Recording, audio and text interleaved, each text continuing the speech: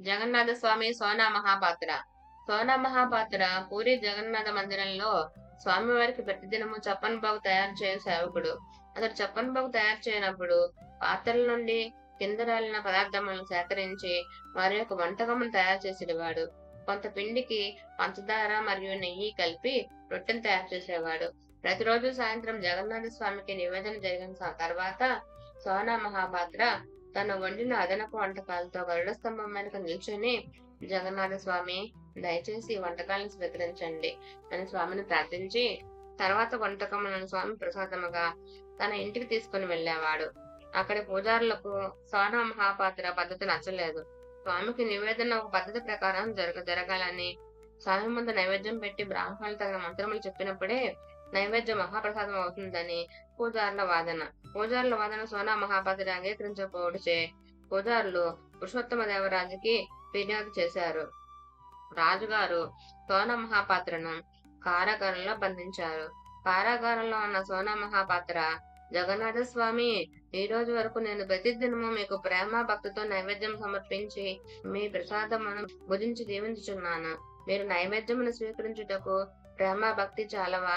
మంత్రోచ్చారణ జరగకపోతే నైవేద్యమును స్వీకరించరా అని స్వామిని ప్రాధాయపడి ఏమీ భుజించకు నిద్రపోయాడు.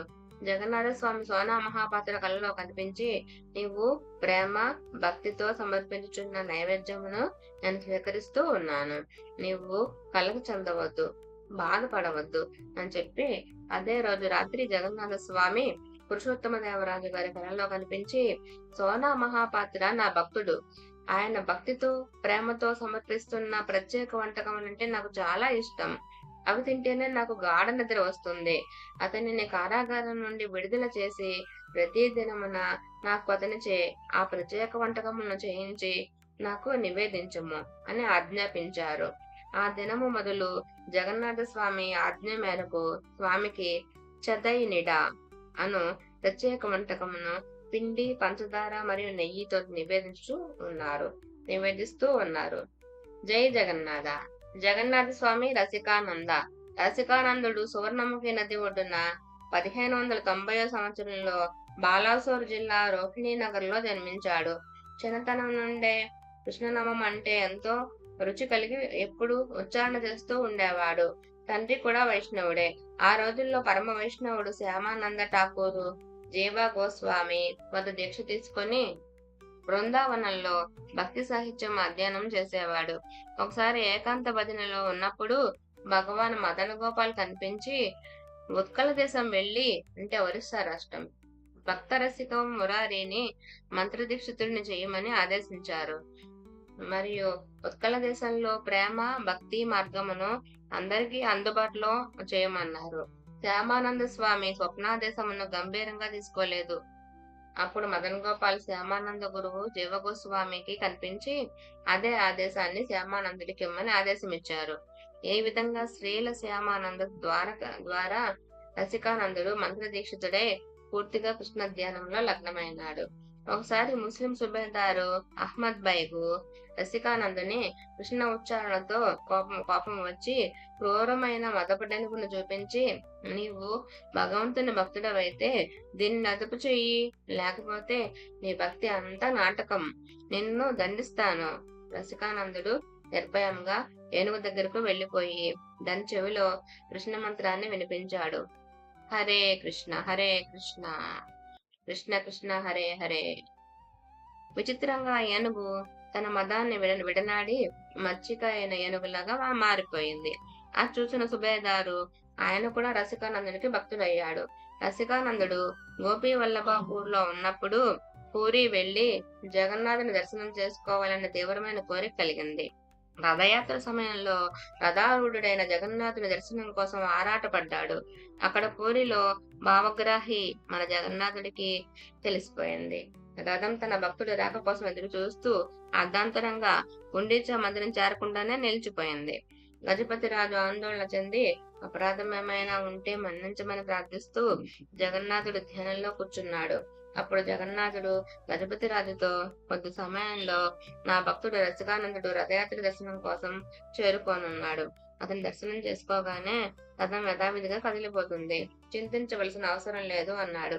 తదుపరి గజపతి రాజు ప్రార్థించగా రసికానందుడు కుంజమఠాన్ని స్థాపించి కొంతకాలం పూరిలోనే నివసించాడు. ఒకసారి రేమునాలో ఉన్న క్షీరచోర గోపీనాథ్ స్వప్నంలో గజపతి రాజు కనిపించి రసికానందుని తనకు పూజలు సేవలు చేయటం కోసం పంపించమన్నారట. రసికానందుడు తన దేశ జీవితం అంతా క్షీరచోర గోపీనాథుడి సేవలోనే గడిపాడు. పాలదొంగ గోపీనాథుడు. రసికానందుని సమాధి గోపీనాథ మందిరం ప్రాంగణంలోనే ఉన్నది. గజపతిరాజు నరసింహదేవు చిత్రకూట ప్రాంతం నుంచి మదన్ గోపాల విగ్రహాన్ని రెమున తీసుకుని వచ్చారు. మదన్ గోపాల్ విగ్రహాన్ని స్వయంగా సీతమ్మ తల్లికి కృష్ణ రూపం దర్శించుకోవాలని కోరిక తెచ్చడం కోసం శ్రీరాముడే తన బాణంతో మలిచాడంట ఆ మదన్ గోపాల్ విగ్రహాన్ని. పిదప స్వయంగా బ్రహ్మదేవుడు మదన్ గోపాల్ని రోజు వచ్చి పూజించేవాడు. మాధవేంద్రపురి మహాశయుని కోసం ఖీరు అంటే అన్నం పాయసం దాచిపెట్టినప్పటి నుంచి మదన్ గోపాల్ క్షీరచోర గోపీనాథుడిగా ప్రసిద్ధి చెందాడు. జై జగన్నాథ స్వామి. జై క్షీరచోర గోపీనాథ తండ్రి. భక్త తులసీదాస్ కోసం జగన్నాథుడు రఘునాథ వేషం. జగన్నాథుడు భక్తవత్సలుడు. బాగా ఎదిగిన వయస్సులో తులసీదాసు జగన్నాథుని దర్శనం కోసం కాశీపీఠం నుంచి పూరీ క్షేత్రానికి కాలినడకను బయలుదేరాడు. జగన్నాథుడు పరబ్రహ్మ అని సాక్షాత్తు తన రఘునాథునిగా దర్శించుకోవాలని ప్రయాసపడి అంత దూరం నడిచి పూరీ క్షేత్రం చేరుకున్నాడు. కటక్ భువనేశ్వర్ మధ్య ఆయన విశ్రాంతి తీసుకున్న చెరువు ప్రదేశం తులసి తలాబ్ ఉంది, లేదా దాని తులసి సరోవరం అని పేరు కూడా ఉంది దానికి. తర్వాత రోజు పూరి చేరుకొని శ్రీమందిరంలో బాయిస్ పహాబా అంటే 22 మెట్లు దాటి మందిరంలో ప్రవేశించాడు. రత్నసింహాసనం మీద కాళ్ళు చేతులు లేని జగన్నాథ దర్శనం కలిగింది. కానీ రఘునాథునిగా దర్శించలేకపోయాడు తులసీదాసు. అలిగి అన్నపానీయాలు జగన్నాథ ప్రసాదం ముట్టుకోకుండానే వెనక్కు వెళ్ళాడు. తులసీదాస్ తన ప్రభువుని ధనుషు బాణంతో దర్శించుకోరాడు. భావగ్రాహి జగన్నాథుడు తన భక్తులు వెళ్లిపోకుండా అడ్డుకోవడానికి అదరానల ప్రాంతంలో హనుమంతుణ్ణి పంపించాడు. కానీ తులసీదాసు హనుమంతుని తప్పించుకొని కాశీ మార్గం వైపు పయనమైపోయాడు. మార్గంలో మాలసి వటపూర్ వద్ద తులసీదాసు ఆకలి దప్పికలతోనే విశ్రాంతి తీసుకున్నాడు. ఆ ప్రదేశాన్ని తులసి చౌవారా అంటారు. అక్కడ తులసి కోట ఉన్నది. అలసిపోయి ఉన్న తులసీదాసు సొమ్మసిల్లి నిద్రపోయాడు. తులసీదాసు కలిగిన స్వప్నంలో మహాలక్ష్మి జగన్నాథుడితో పూరికి వచ్చిన భక్తుడెవరూ అన్న మహాప్రసాదం తీసుకోకుండా వెళ్ళకూడదు, కాబట్టి మీరు స్వయంగా తులసీదాసుకు మహాప్రసాదాన్ని అందించండి అని ప్రార్థించింది. సరేనని జగన్నాథుడు ఒక బాలుడు రూపంలో అన్నప్రసాదం తీసుకువెళ్లాడు. తులసీదాసు దగ్గరకు జగన్నాథుడు రఘునాథ వేషం చూపిస్తే గాని తనేం తిన్నా అన్నాడు. ఆ బాలుడు నీవు రాసిన రామచరిత మానస దోహ 117:5-8 చౌపాయిలో ఏం రాశావో చదవమన్నాడు. బిను పాద చలై సునై బిను కాన కరు బిను కరమ కరై విధానాన ఆసన రహిత సకల రసభోగి వినువాణి బతక జోగి. పరబ్రహ్మ కాళ్ళు లేకనే నడుస్తాడు, చెవులు లేకనే వింటాడు, చేతులు లేకనే అన్ని పనులు చేస్తాడు, నోరు లేకుండానే అన్ని రుచులు చూస్తాడు. ఈ నీవు చేసిన వర్ణనే ఈ జగన్నాథుడి గురించి చెబుతోంది. కాబట్టి జగన్నాథుడు నీ రఘునాథుడే కదా, నువ్వు శ్రీమందిరం మళ్ళీ వెళ్లి నీ ప్రభువును సరిగ్గా దర్శించుకో అని చెప్పి అదృశ్యమయ్యాడు. ఆ బాలుడి మాటలతో రూపంతో మత్తెక్కిన తులసీదాసు శ్రీక్షేత్రం జగన్నాథ దర్శనం కోసం మళ్లీ వెనక్కు వెళ్ళాడు. శ్రీమందిరంలో జగన్నాథుడను ధనుష బాణములతో రఘునాథుడిగా దర్శనం చేసుకొని ఆశ్చర్యచకితుడయ్యాడు. తులసీదాసు స్వామిని తన తప్పిదానికి క్షమించమని వేడుకున్నాడు. కళ్ళు నిండుకొని ప్రేమాశ్రవులు జారుతుంటే తులసీదాసు నోటి నుండి అప్రయత్నంగా ఆసు కవిత వచ్చింది. జోహి రామ సోహి జగదీశ దేనహేన అనంత పర్వత శేష. జగన్నాథుడే రాముడు, రాముడే జగన్నాథుడు, దేన బంధువు, అనాథ బంధువు, అతనే పర్వతాన్ని కూడా శేషునాగు కప్పినట్లు భూమిని అతనే కాపాడుతున్నాడు. అప్పటి నుండి శ్రీక్షేత్రం పూరిలో జగన్నాథుడు ప్రతి సంవత్సరం వారం రోజుల పాటు ఎంతో ఖర్చుతో కూడిన శృంగారం రఘునాథ వేషంలో దర్శనమిస్తున్నారు. ఇప్పుడు మనము పూరి జగన్నాథ స్వామి వారి రథయాత్ర గురించి చర్చిద్దాం. జగన్నాథ స్వామి ఆలయంలో వాళ్ళు ఎన్నో రకాల పండుగలు నిర్వహిస్తారు. పండుగలన్నింటిలోకి గొప్ప పండుగ రథయాత్ర. రథయాత్ర అనేది చాలా భారీగా చేస్తారు. ఈ రథయాత్ర పండుగ ఏమిటంటే, జగన్నాథ స్వామి మూల విరాట్ విగ్రహాన్ని గుడి నుంచి తీసుకువచ్చి బయట రథంపై కూర్చోబెట్టి కదులుతూ కదులుతూ తీసుకువచ్చి గుండీచా మందిరంలో పెడతారు. మళ్ళీ గుండీచా మందిరంలో కొన్ని రోజులు ఉంచిన తరువాత మళ్ళీ రథంలో కూర్చోబెట్టి ప్రధాన మందిరానికి తీసుకువచ్చేస్తారు. ఈ యొక్క రథయాత్ర అనేది చాలా అందంగా ఉంటుంది. లక్షలకు పైగా భక్తులు కీర్తనలు చేస్తూ భగవంతుడిని తీసుకువెళ్తారు. అయితే మనం గమనిస్తే భగవంతుని దర్శనం చేయాలంటే మనమే గుడికి వెళ్లి లైన్ లో వేచి ఉంటే అప్పుడు ఆయన దర్శనం మనకు లభిస్తుంది. కానీ జగన్నాథ స్వామి ఎంత దయామయుడంటే తనే బయటకు వచ్చి భక్తులందరికీ ఆశీస్సులు అందిస్తారు. జగన్నాథ స్వామి ఎంత కరుణగల స్వామి అంటే నాస్తికులందరికీ కూడా తన ఆశీస్సులు ఇవ్వడానికి గుడి నుంచి బయటకు వచ్చి అందరికీ దర్శనమిస్తారు. అయితే చెప్పాలంటే ఈ రథయాత్రకి తన ఆంతర్య భావం కూడా ఉంది. ఒక భావం కూడా ఉంది. ఈ రథయాత్ర పండుగను మనము పౌరాణిక కాలంలో జరిగిన ఒక సంఘటనను గుర్తుకు చేసుకుంటూ జరిపిస్తున్నాం. ఈ సంఘటన ఏమిటంటే, ఒకనొకప్పుడు కురుక్షేత్రంకి గోపికలు, రాధారాణి అందరూ వెళ్లి ఉన్నారు. అదే సమయంలో కృష్ణుడు కూడా ద్వారక నుంచి కురుక్షేత్రం వచ్చి ఉన్నారు. ఆ రోజు సూర్యగ్రహణం. కురుక్షేత్రం ధర్మక్షేత్రం. అక్కడ వారందరూ నదీ స్నానం చేయడానికి వచ్చి ఉన్నారు. అప్పుడు కృష్ణుడిని అక్కడ చూసిన వెంటనే గోపికలు, రాధారాణి అందరూ చాలా ఆనందంతో పులకితులవుతారు. గోపికలకు కృష్ణుడు అంటే ఎంత ప్రేమ అంటే పోయిన ప్రాణం వెనుకకు వచ్చినంత అనుభూతిని వారు పొందారు. గోపికలకు కృష్ణుడు అంటే ఎంత ఇష్టం అంటే ఒకసారి కృష్ణుడి కోసం విధాతని కూడా నిందిస్తారు. ఎందుకంటే మనం ఏకదాటిగా దేనిని చూడలేము.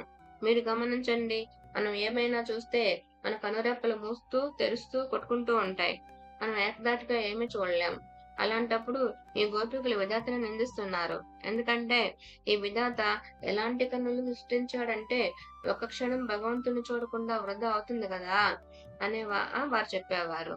అంత నిగూఢమైన ప్రేమ ఉన్న గోపికలు ఒక దశాబ్దం పాటు శ్రీకృష్ణుని చూడలేదంటే ఎలా ఉంటుందో ఊహించండి. అదే సమయంలో వాళ్ళు కురుక్షేత్రంలో కృష్ణుని చూడడం వలన ఆనందంతో ఉప్పొంగిపోయారు. శ్రీకృష్ణుని చూసి వారు మాతో పాటు మీరు మళ్ళీ బృందావనానికి వచ్చేయండి అని వేడుకుంటారు. శ్రీకృష్ణుడు మీరందరూ నాతో ద్వారక వచ్చేయండి అని అంటారు. గోపికలు అంటారు, ద్వారకలో ఉన్న ఐశ్వర్య భావం మాకు నచ్చదు, మా గోపాలుడు బృందావన కృష్ణుడే కావాలి అని కృష్ణుడిని వేడుకుంటారు. కానీ కృష్ణుడు ఒప్పుకోవడం లేదు. మొత్తం మీద ఈ గోపికలు, రాధారాణి వారందరూ ఏం చేస్తారంటే కృష్ణుడి రథాన్ని లాగి బృందావనానికి తీసుకుని వెళ్తారన్నమాట. అయితే జరిగిన ఈ సంఘటనకి మనము రథయాత్రగా గుర్తించవచ్చు. కాకపోతే అక్కడ వారు కృష్ణుడి బృందావనానికి తీసుకువెళ్తున్నారు. ఇక్కడ మనం రథయాత్ర చేసినప్పుడు జగన్నాథ స్వామిని మన హృదయ మందిరంలోనికి తీసుకువెళ్తున్నాము. అయితే ఈ రథయాత్ర పండుగ ముందు కూడా కొన్ని ఉత్సవాలు జరుపుతారు. అవేమిటంటే స్నానయాత్ర. ఇప్పుడు ఎండాకాలంలో నీటిలో జలక్రీడ చేయాలంటే అందరికీ ఇష్టం. అలాగే జగన్నాథ స్వామికి కూడా ఈ రథయాత్ర 15 రోజుల ముందు స్నానయాత్ర అని జరుగుతుంది. స్నానయాత్రలో వారు ఏం చేస్తారంటే స్వామివారిని బయటకు తీసుకువచ్చి ఒక ఆసనంపై కూర్చోబెట్టి ఆయనకు 108 బంగారు కలశాలలోని నీటితో స్నానం చేయిస్తారు. ఆ నీటితో స్నానం చేయించిన తర్వాత సాయంత్రం వరకు ఆయనకు అక్కడ ఉంచడం వలన భక్తులు అందరూ దర్శనం చేసుకుంటారు. అప్పుడు తనకు జ్వరం వచ్చేస్తుంది అన్నమాట. మనకు జ్వరం వస్తే మనం ఏం చేస్తాం? విశ్రాంతి తీసుకుంటాం. అందు గురించి భగవంతుడు కూడా జ్వరం వచ్చేసిందని 15 రోజులు ఎవరికి దర్శనం ఇవ్వరన్నమాట. ఆ 15 రోజులు సబరలు అంటే ఎవరైతే నీలిమాధవ విగ్రహాన్ని పూజించేవారో ఆ విశ్వవసు యొక్క శబర జగకి చెందిన వారికే ఆ 15 రోజులు జగన్నాథ స్వామి సేవ లభిస్తుంది. ఈ 15 రోజుల పాటు వారు ఏం చేస్తారంటే స్వామికి జ్వరం వచ్చిందని వివిధ రకాల వేర్లు, వనమూలికలు ఈ ఒరిస్సా అడవుల నుండి తీసుకువచ్చి ఆ మూలికలు రసంగా తయారు చేసి స్వామికి ఔషధంగా అర్పించి జ్వరం తగ్గాలని ప్రయత్నిస్తారు. చెప్పాలంటే దీని యొక్క అంతరంగిక భావం ఏమిటంటే లక్ష్మీదేవి జగన్నాథ స్వామితో పోట్లాడుతుంది. మీరు ఎల్లప్పుడూ మీ భక్తులతోనే ఉంటారు, మరి నాకెప్పుడు సమయం కేటాయిస్తారు అని. మామూలుగా ఈ భౌతిక ప్రపంచంలో కూడా భార్యలందరూ భర్తలపై ఇదే ఫిర్యాదు చేస్తారు, నాకు మీరు సమయం ఇవ్వట్లేదు అని. అలా లక్ష్మీదేవి కూడా జగన్నాథ స్వామితో పోట్లాడుతూ ఉందన్నమాట. నాకు మీరు సమయం ఇవ్వట్లేదని. అందు గురించి 15 రోజులను అనవసర అంటే అవసరం లేదు అని అంటారు. ఈ 15 రోజులు జగన్నాథ స్వామి లక్ష్మీదేవితో పాటు ఉండిపోతారు. ఈ 15 రోజుల తర్వాత భగవంతుడు అందరికీ దర్శనం ఇస్తారు. దర్శనం ఇవ్వడమే కాదు, రథం పైన కూర్చుని కదులుతూ కదులుతూ అందరికీ కరుణా కటాక్షాలు ప్రసాదిస్తారు. ఈ రథయాత్రకు భారీ రథములు 3 ప్రతి సంవత్సరము కొత్తగా తయారు చేస్తారు. రథయాత్రకు ముందు శ్రీమందిరం దగ్గరగానే రాజవీధి గ్రాండ్ రోడ్ పైనే వడ్రంగులు 2 నెలల ముందు నుంచి పని ప్రారంభిస్తారు. రథములను ప్రతి సంవత్సరం లాగానే జాగ్రత్తగా తయారు చేస్తారు. కుల పరంపరలో తండ్రి నుంచి పుత్రులు ప్రాచీన సాంప్రదాయాలను తెలుసుకొని నేర్చుకున్న రథముల నమూనాని గాని అలంకారం గాని మార్చకుండా పనిచేస్తారు. పాత రథాలను విడగొట్టి జగన్నాథ స్వామి పాకశాలలో వంట చెరువుగా వాడతారు. రథం ముందుండే కలశాలు, చెక్కతో చేసిన రథసారథుల బొమ్మలు, గుర్రాలు, 14 సంఖ్యలో ఉండే విగ్రహాలు, వాటిని మాత్రం 12 సంవత్సరముల వరకు మళ్ళీ ఉపయోగిస్తారు. కొత్త జగన్నాథ విగ్రహములు వచ్చినప్పుడు వాటిని కూడా మళ్ళీ తయారు చేస్తారు. 3 రథాలను తయారు చేయడానికి వంశపారంపర్యంగా వస్తున్న 125 మంది వడ్రంగులు 58 రోజులు 2188 చెక్క ముక్కలను మలిచి చేస్తారు. ప్రతి రథానికి 3 భాగములుంటాయి. 1 రథ చక్రాలు, వాటి మధ్య కొయ్య. 2 రథ చక్రాల మీద వేదిక, విగ్రహం నుంచే స్థలము. 3 వేదిక నుంచి పైకి చెక్క గోపురము, దీనికి గుడ్డ తొడుగు వేస్తారు. ఆఖరిలో కలసం అమరుస్తారు. ప్రతి రథాన్ని లాగుటకు 4 అంగుళముల లావుండే 250 అడుగుల పొడవుండే తాడు వాడతారు. రథముల గణాంక వివరాలు. జగన్నాథుని యొక్క రథం పేరు నందిఘోష్. చక్రాలు 16, కొయ్యల సంఖ్య 832, ఎత్తు 40.5 అడుగులు, వెడల్పు 36.6 అడుగులు, పొడవు 34.6 అడుగులు. గుడ్డ రంగు ఎరుపు పసుపు. ధ్వజం గరుడ ధ్వజం. ఇంకా బలభద్రుడి రథం వివరాలు. బలభద్రుడి రథం పేరు తాళధ్వజం. దానికున్న చక్రాలు 14, కొయ్యల సంఖ్య 763, ఎత్తు 39.6 అడుగులు, వెడల్పు 33 అడుగులు, పొడుగు 33 అడుగులు. గుడ్డ రంగు ఎరుపు ఆకుపచ్చ. ధ్వజం నాగలి ధ్వజం. ఇక సుభద్ర తల్లి యొక్క రథం వివరాలు. సుభద్ర తల్లి యొక్క రథం పేరు దేవదలన. చక్రాలు 12, కొయ్యల సంఖ్య 593, ఎత్తు 38.4 అడుగులు, వెడల్పు 31 అడుగులు, పొడవు 31 అడుగులు. గుడ్డ రంగు ఎరుపు నలుపు. ధ్వజం పద్మధ్వజం.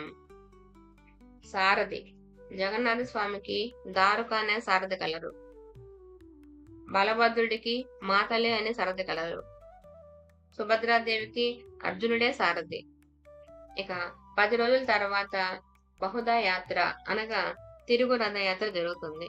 అప్పుడు ఎక్కువగా జనం ఉండరు. తొక్కిసలాటను తట్టుకోలేని వారికి రథయాత్రలో పాల్గొనడానికి ఇది చక్కటి అవకాశం. రథయాత్రకు సంబంధించిన 12 వేడుకలు. 1 స్నానయాత్ర. విగ్రహములకు అభిషేకం చేస్తారు. జ్యేష్ఠ పూర్ణిమ రోజు ఉంటుంది. ఒరిస్సా రాజు స్నాన మండపాన్ని శుభ్రం చేస్తాడు. తర్వాత జగన్నాథుడికి గణేశుని వేషం, వస్త్రాలంకరణ చేస్తారు. 2 అనవసర. కొద్ది రోజులు జగన్నాథుడి దర్శనం ఉండదు. ఈ 15 రోజుల సమయంలో జగన్నాథుడు ఏకాంత స్థానంలో విశ్రాంతి తీసుకుంటారు. నవయవన ఉత్సవం. 15 రోజుల విశ్రాంతి సమయంలో విగ్రహాలను కొత్త రంగులతో కొత్తగా తీర్చిదిద్దుతారు. 3 నేత్రోత్సవం. శ్రీమందిరంలో 15 రోజుల దర్శనములు లేకుండినా తర్వాత మళ్ళీ శ్రీమందిరంలోనే జగన్నాథుడి దర్శనం ఆరంభమవుతుంది. కానీ విగ్రహాలు విశ్రాంతి అవస్థలో ఉండి దర్శనమిస్తాయి. 4 గుండీచా మార్జనం. రథయాత్ర ముందు గుండీచా మందిరమును కడిగి శుభ్రం చేస్తారు. 5 పాహండి ఉత్సవం. జగన్నాథులను ఊపుకుంటూ తెచ్చి రథం ఎక్కించడం. 6 చేద పహన్రా. రథం ముందు ఊడ్చి శుభ్రం చేయడం. రాజమర్యాదలతో వచ్చిన పూరి రాజు బంగారు చీపురుతో రథం ముందు శుభ్రం చేస్తాడు. గుండీచా యాత్ర. భక్తులు జగన్నాథ, బలభద్ర, సుభద్ర రథములను 3 కిలోమీటర్లు తాళ్లతో లాగి గుండీచా మందిరం చేరుస్తారు. 6. హేరా పంచమి ఉత్సవం. జగన్నాథుడు శ్రీమందిరం నుంచి గుండీచా వచ్చిన తర్వాత 5వ రోజు జగన్నాథుని చూడడానికి లక్ష్మీదేవి పల్లకీలో గుండీచా మందిరం వెళ్తుంది. హేరా అంటే చూడడం. బహుదా యాత్ర. జగన్నాథ రథాలు తిరిగి శ్రీమందిరం రావడం. ఇది 10వ రోజు జరుగుతుంది. సోనా వేష. రథం మీద జగన్నాథుడికి బంగారు అలంకారం చేస్తారు. 11. జగన్నాథుడికి శ్రీమందిర పునఃప్రవేశం. 12. నవకళేవర ఉత్సవం. ఇది ప్రతి 12 సంవత్సరాలకి ఒకసారి జరుగుతుంది. ఆ సమయంలో పాత విగ్రహాల స్థానంలో జగన్నాథుడి కొత్త విగ్రహాలను స్థాపిస్తారు.